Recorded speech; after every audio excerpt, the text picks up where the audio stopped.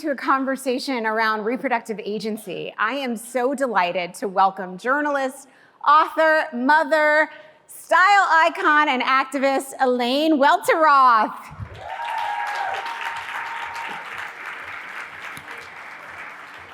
And also, Midwifery Network Engagement Director for Birth Center Equity, the co-founder of Kindred Space, which is the only Black-owned birthing center in LA, Midwife Kim Durden.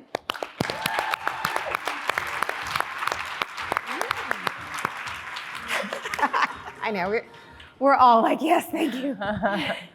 We need a midwife. We need a movement midwife. You know, yes. Kim, maybe that might be the role that you take on. I'm going to start with you, Elaine, though. I read your piece in Time magazine, which was so beautifully done and also so heart-wrenching in terms of the experiences that you had during your birthing experience. I wonder if you can share a little bit of that with the audience and how it kind of prompted the work that you're doing now. Yeah, of course. Well, hi, ladies. Hi. Come on, ladies, let's get some energy in here. I'm honored to be here with you two superheroes in this space, and with all of you women. I will just say, share a little bit about my personal story. Becoming pregnant, I didn't realize how little I knew about what it would take to have a baby safely in this country. And I say that as a Black woman with all of the privileges a Black woman in this country could have. I immediately hit roadblocks at every turn. I thought, how hard could it be to find a good doctor to deliver a baby, you know, in LA? And, you know, with the network that I have, I'm sure I'll find a great doctor. And it turned out to be one of the most demoralizing experiences of my life, honestly, trying to, you know, going from doctor to doctor to doctor in my most vulnerable state. You know, it felt like I was dating these different sterile creatures that just did not seem to hear me, care, listen. It was a really hard and eye-opening experience. And ultimately, I feel extremely grateful. I mean, I had very, very, very bad experiences. You literally said some people were not looking you in the eye, right? Like, I mean, I had a woman tell me, a female doctor say to me in the middle of our conversation, she stood up with her clipboard and said, "You have exceeded your 2 to 3 maximum questions. I have given you grace, but I need to go." Oh my God. And she stormed out of the room, and before she left, I was so taken aback. Maximum questions on 2 to 3. Your maternal care, what you needed? Yeah, 2 to 3 is all. 2 to 3 questions, 15 minutes, and you're out. Wow. And I'm a journalist. I got questions, okay? And I'm sorry, I was just getting started, and I thought, you know, she would appreciate having an informed client who really wants to understand this process. And I came in with some specific questions, and on her way out, she said, I had asked a very specific question about, you know, that was related to some trauma that I had with a different doctor who accidentally took 6 vials of my blood on accident. Told me we only needed 1, took 6 for a panel we had already had.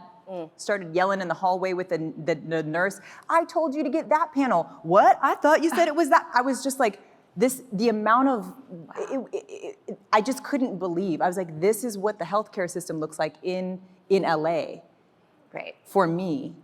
What does this look like in rural places across the country for people who look like me, that don't have the privilege and the access that I have? This is abominable. And so when I had asked a question related to the now like needle trauma that I had, and I said, is there a way to kind of do this in the hospital without having an IV if I don't need it, which I know is actually something that can happen. And she laughed at me and scoffed and said, "You can't just come into a hospital, pop a squat, and have a baby." And she laughed out loud while she exited the room. And in that moment, ladies, I literally said to myself, I am going to find a midwife, and I'm gonna pop a squat in my home and push my baby out the way women have been doing since the beginning of time. The beginning. Okay, yes, I am now determined. Yes. So I am so grateful to God and to the network of women who I was very vocal with on Instagram, and with any woman I could find, was very vocal about my experience. And I was directed to this superhero who is doing God's work. And when I learned about Kim, from the minute that we got on the phone, it was a night and day experience from everything I had gone through with all of these doctors at the best hospitals in the city. And I knew I wanted to birth with her. Took some convincing to do it at home without an epidural handy. I remember saying, Kim, I really love you. You're taking great care of me. But is there any way you could just get a little epidural and just have it on hand just in case? And she's really like, that's kind of like the whole thing. We don't have that. That's really the thing. So it really was, I didn't meet Kim until my third trimester, and she didn't convince me until my 30, and she didn't convince me, but we were doing a lot of work that in hindsight I recognized was really about my mindset.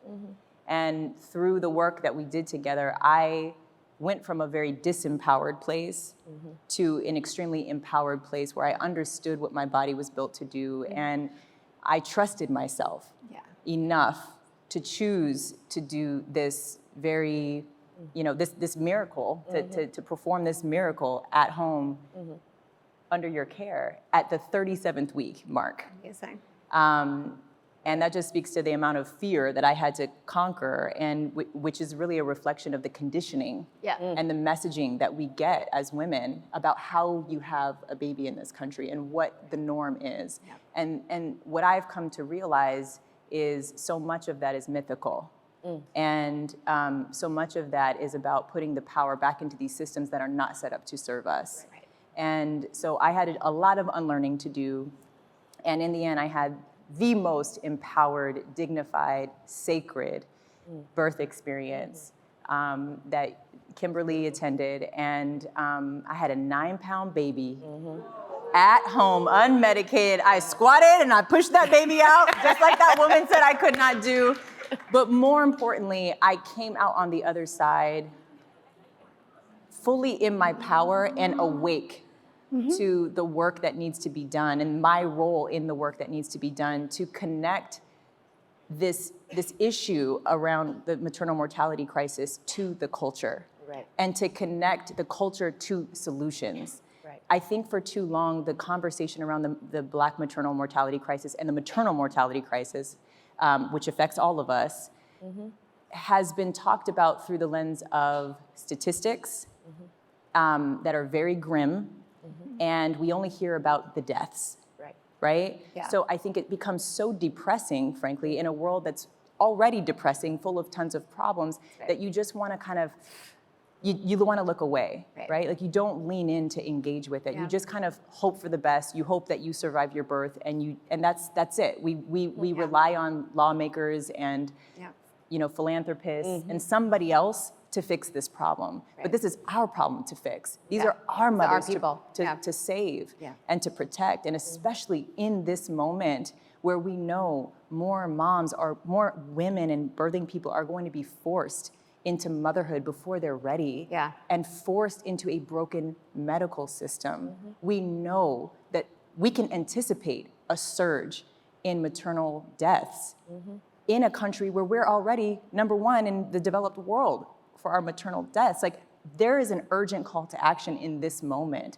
And I think once I woke up to that, you can't go back to sleep. So, and the day I sat down to write the op-ed that you're referring to in Time, which was sort of the beginning of my journey of trying to understand how to be an effective ally, an effective advocate in this space, is the day that I learned about April Valentine's death, which is, she was a Black woman that lived right here in LA, who delivered at a hospital miles from my house, and she never came home. And this is someone who was educated about this crisis. This is someone who had a whiteboard that said, "I will survive and thrive through my birth. I will not become a statistic." And this woman, I feel connected to her. I feel there is no separation between the two of us. That could have been me. And I could see by going through the journey that I had exactly how someone like us, me, her, you, how we become statistics. I saw the gaps. I saw how close I came to falling through them.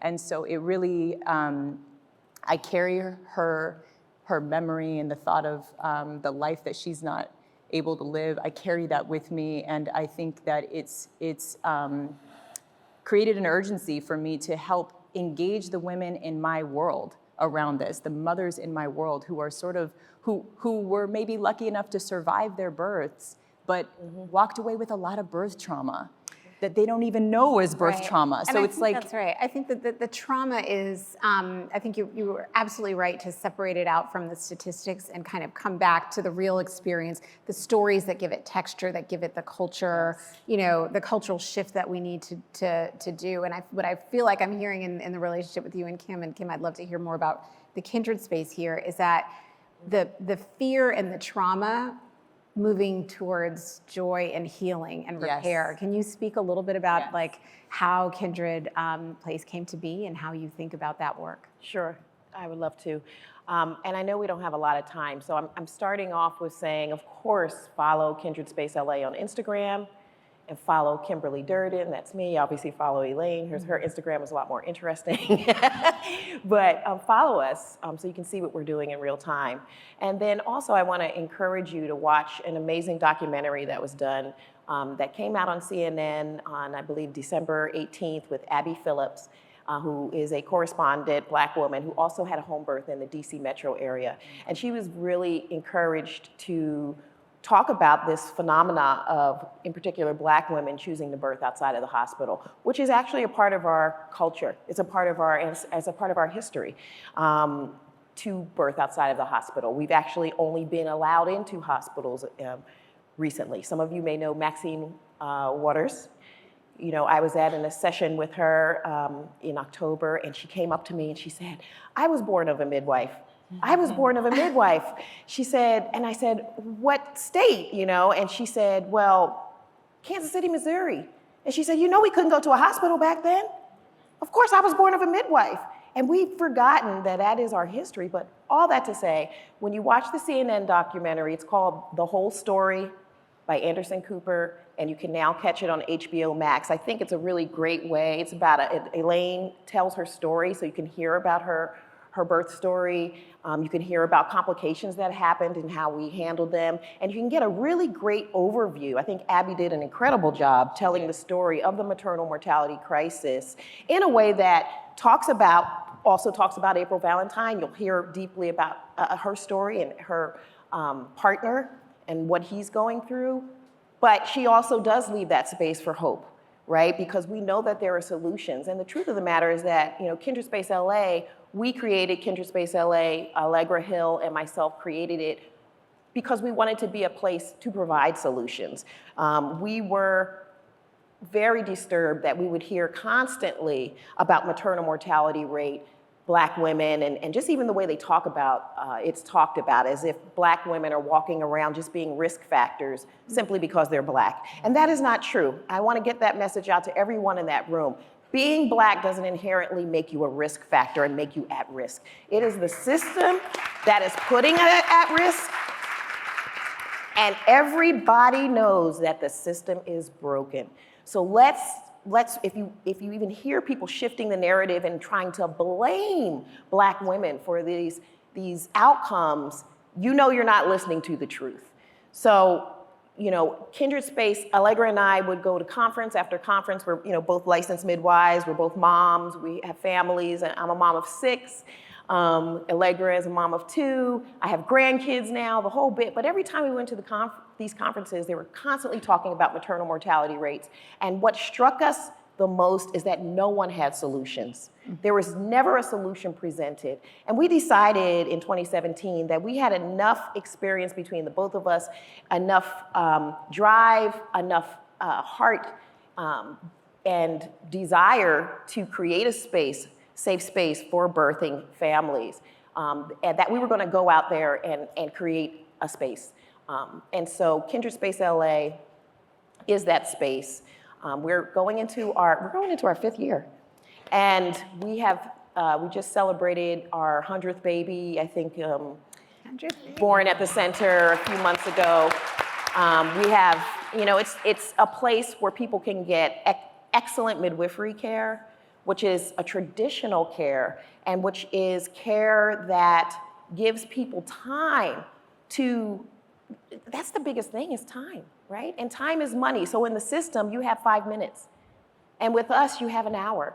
You have time, you have groups, you have the full wraparound support and holistic care. And not every person that desires to birth out of hospital can actually have that come true depending on whatever's happening with their health, whatever's happening with their baby. Sometimes things go left and things of that nature, but we have created, and you'll see this in the CNN documentary, and I really encourage you to watch it, is we've created amazing community partnerships with community hospitals. MLK Community Hospital is one of our strong, strong partners. And so people don't have to feel like it's one or the other. They know that at the end of the day, they're going to get excellent care. We're going to not only take care of them in their pregnancy and help them prevent problems and take care of them in their birthing experience, but we also have extensive postpartum care. And if any of you know anything about maternal mortality rates, 50% of the deaths are happening in the postpartum. 1 6-week visit after you leave the hospital, your first and only visit that you have at 6 weeks postpartum is not adequate enough. We know those deaths are happening in those 6 weeks in particular and in that first year postpartum. And so we're able to provide much more postpartum care, including home visits that we do with folks after they birth with us, coming into their home, so they don't have to leave, and they can stay in the bed, and they can rest. And so that's a little bit, a tidbit about what we do. But it's incredible. It is community-led. It is, expertise that is ancestral. It is, the work that really is fighting the invisibility with excellence and joy and healing. And I can't thank you enough for that work of finding those solutions. So please, please, please, a round of applause for these incredible leaders who are taking matters in their own hands.